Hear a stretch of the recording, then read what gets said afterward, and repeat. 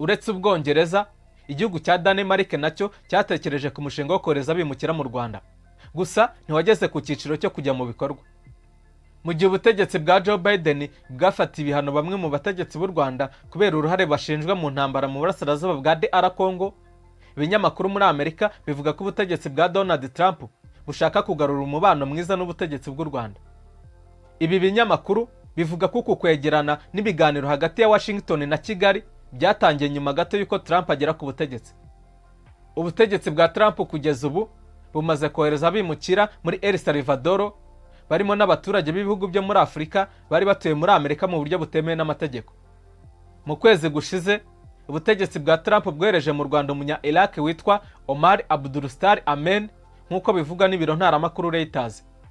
Uyu ashinjwa na Iraq na Amerika kuba yarigeze kuba mu mutwe wa Islamic State. Muri 2014